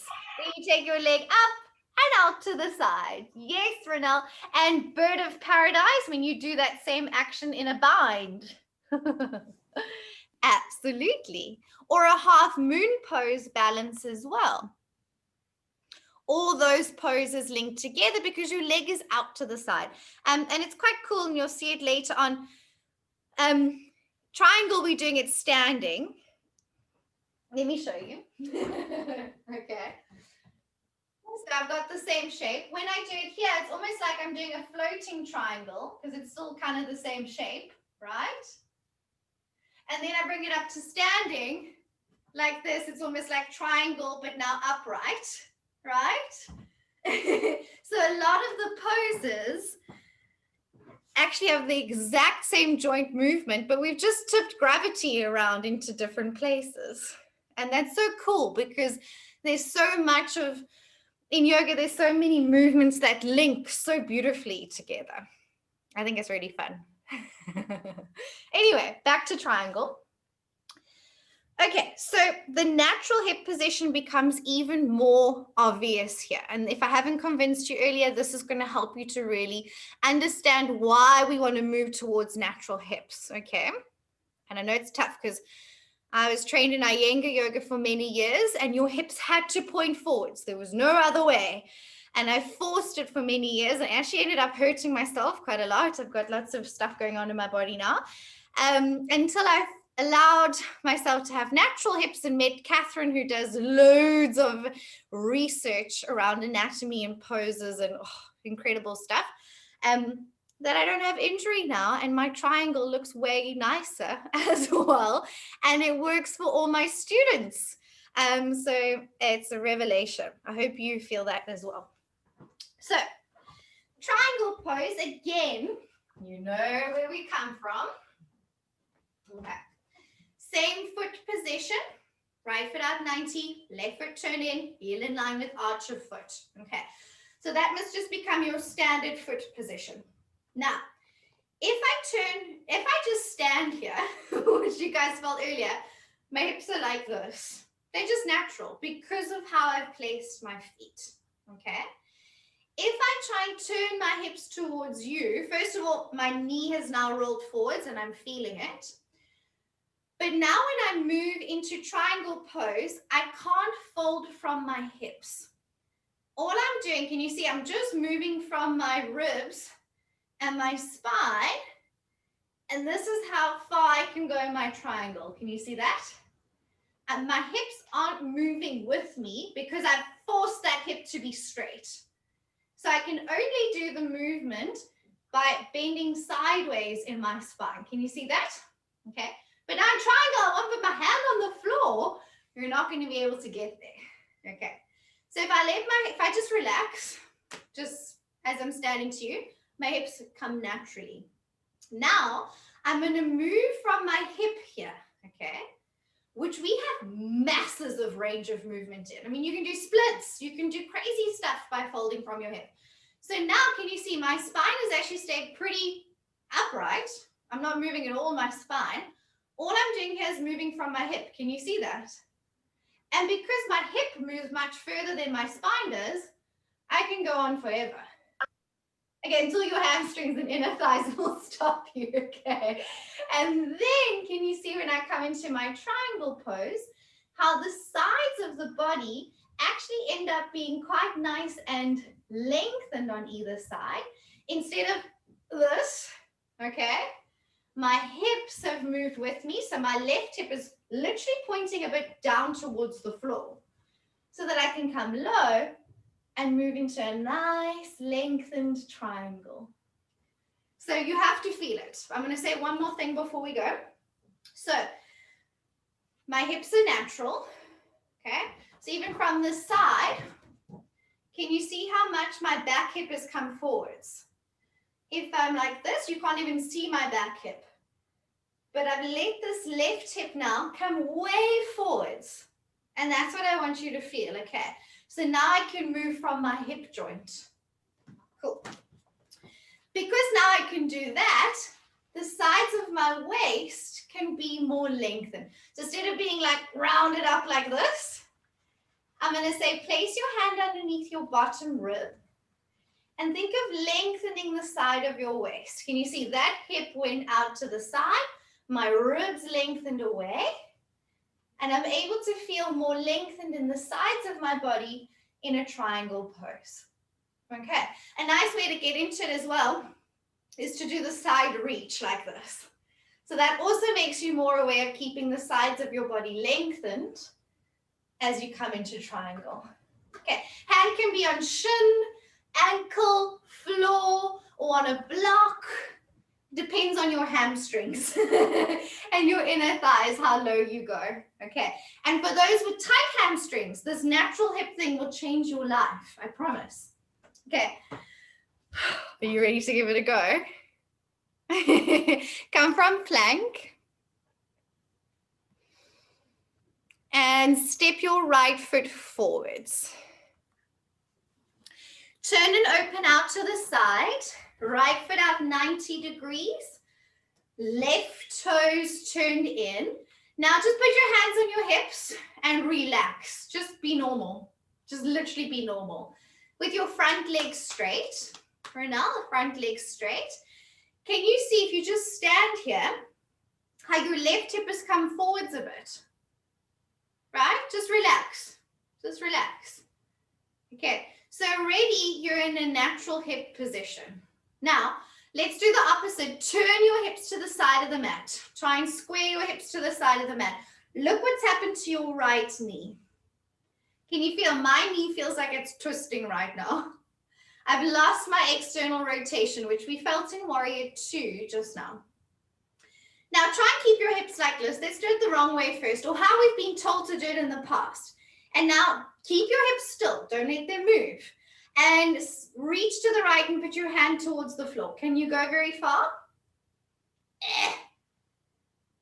You can only move in your spine. Your hips aren't moving with you. So you can't go very low.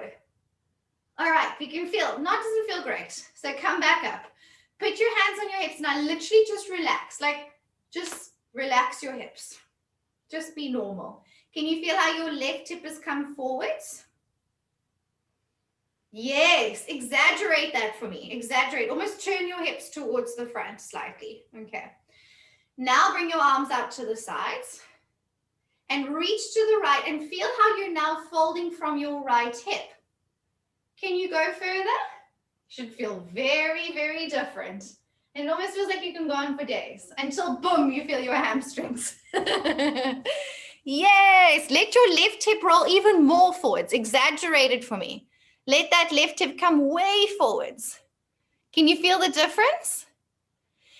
Now think of taking your top hand and put it underneath your right ribs, left hand under right ribs, and think of lengthening your bottom waist away. So lengthen the sides of your body more. Yes. So Sasha, bring it from the front, bring your left hand across your front ribs, and then slide that rib towards your armpit and stick your left bum cheek out more. Yes, like that, like that. So you'll get more of a stretch and you're keeping the sides of your body lengthened. And then open the top arm up and feel how different that triangle feels. Yes, nice, Elena, good. Can you feel your hands on the floor? You can go way down and your waist is beautifully lengthened. Nice. Well done, everyone.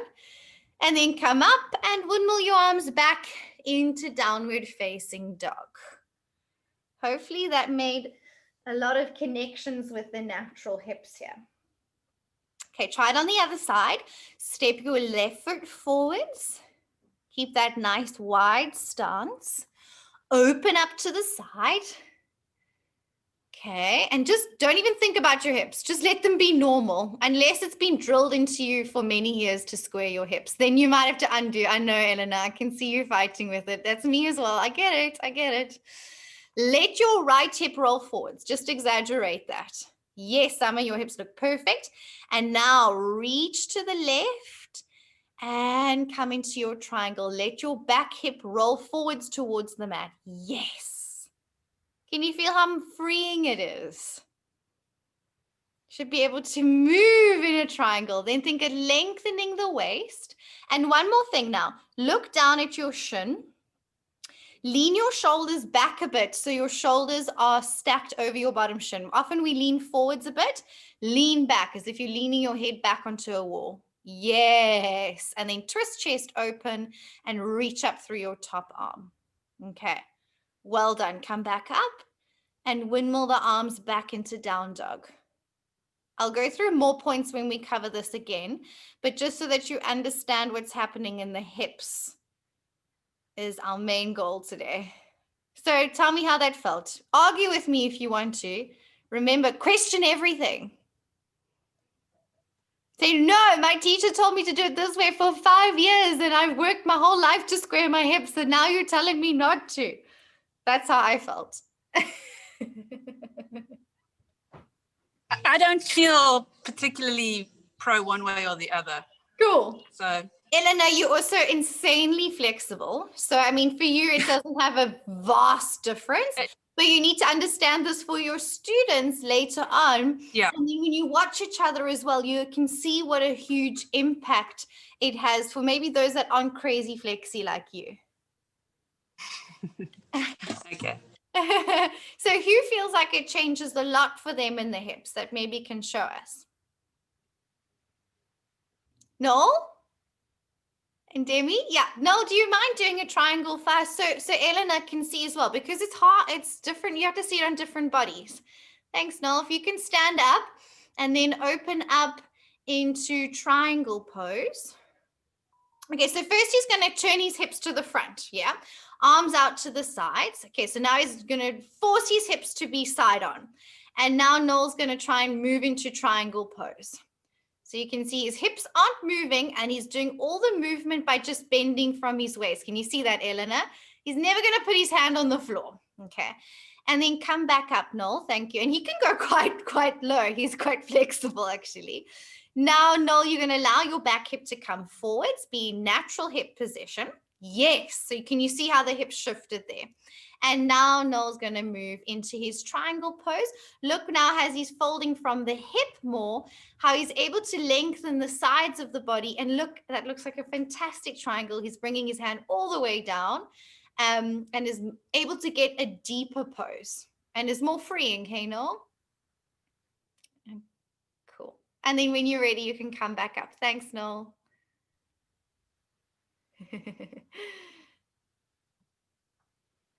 Okay. Demi, did you feel the difference as well? So especially those with tighter hamstrings, it makes a massive difference. Okay. Caroline, how do you feel? Because Ashtanga, or it depends who you've been taught by in Ashtanga, actually. Sometimes they allow the hips, sometimes not. What are your feelings on it?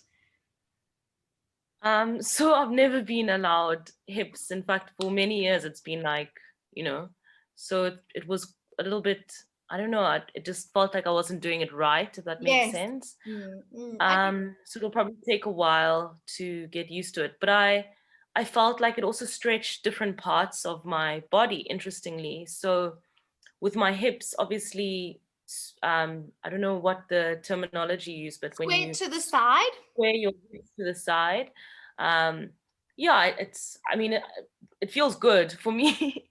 But when I allow natural hips, then I feel a stretch like underneath my glutes, which is quite interesting. So that was also really nice as well. But yeah, that demonstration with Noel really helped, because I got to see what it would look like in other people's bodies, if that makes sense. Because yeah, like Eleanor, I didn't really experience much of a difference, except those different stretches. So, but it'll take a while to get used to that. It didn't feel, the unnatural now feels natural. Yeah, I know, because you're so used to doing it the other way. For me, I was trained, we fixed our hips against the wall and you weren't allowed to move your hips off the wall. And I got used to it. And then this felt really weird. And I was like, no, how can this be right? And then I also had huge sacrum issues. So right in the base of my lower back, my SI joints, major issues. And every time I did this pose, I struggled to walk out of yoga classes a lot of the time. And as soon as I allowed myself just to be more natural in the hips, all these problems went away. So I was like, okay, maybe there's something to this. And then just teaching different bodies, you will see very different shapes. So I think you and Eleanor are very flexible. So I mean, one way or the other, you put your hand on the floor and you're like, cool. With those maybe with less crazy flexible hamstrings, it changes the experience completely. Demi, did you have that as well? Would you mind demonstrating it for us too, if you don't mind? Sure. Thanks, Demi. Demi's spoken about these tight hamstrings. I don't know how tight they are. I'm not completely convinced watching her move. Sure. So So Demi, you're going to step nice and wide. Beautiful. So first, turn your hips to face us.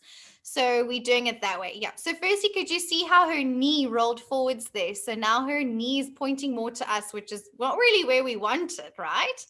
She's going to bring her arms out to the sides and then take a triangle. She's going to try and move into triangle. Can you see? Only the movement is happening from the spine. So you're going to get a nice stretch in your waist. Like Caroline was saying, the stretch is different. Okay. Yeah, exactly. She's feeling the stretch there. And then she's coming up and now allowing the hips to be natural. We can really see that clearly on your body, which is amazing. And now moving into triangle pose, Demi, reaching long to the side. And can you see how much more movement she's getting? And look at that triangle. I mean, that is a gorgeous triangle pose. Fantastic. Can we see the difference in the hip? And now she's getting more stretch in her inner thigh and her hamstrings as opposed to the waist. So Caroline, that's also what you were feeling. You felt it more in your sit bone by the glute there. Beautiful. Thanks, Demi. And then coming back up. Big difference. Thanks for that fantastic demonstration. It's nice and clear on you guys. Thanks. Does it feel nice? Yeah, it feels a lot better because I've always been told to square my hips, and I just was like, I have extremely long arms, so I should be able to do it a little bit easier, but I can never seem to. But now I totally understand that the hip sideways was pulling on my hamstrings more than it needed to. So now giving that freedom, I can actually go a lot lower than I ever thought I could. So yeah. Fantastic. And now she's also able to access the idea of the pose is to stretch inner thighs and hamstrings, like we all said at the beginning of this. Now you can actually get to a point where you're feeling the stretch where we want to be feeling it, and not only in the top of the waist. So fantastic. Yeah. Thanks, Jamie. That was an awesome demonstration. Any other questions around your triangle pose?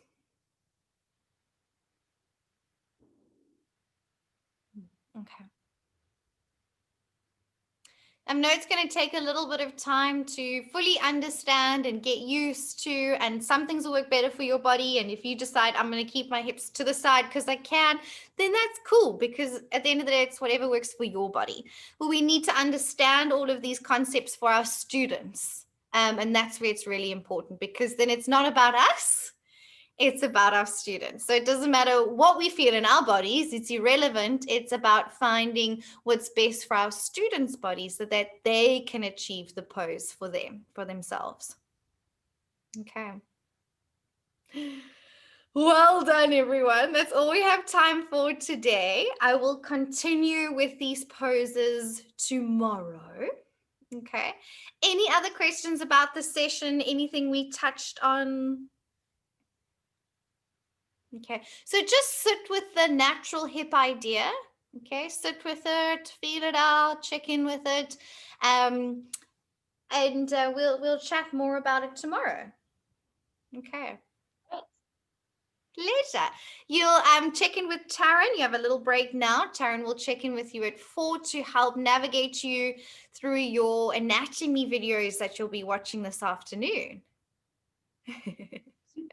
Okay, and I'll see you tomorrow morning. Take care, Taryn. Laura. Pleasure. Have a fabulous afternoon. Well done, everyone. Thanks. Bye. Thank you. Thanks. Bye. Bye.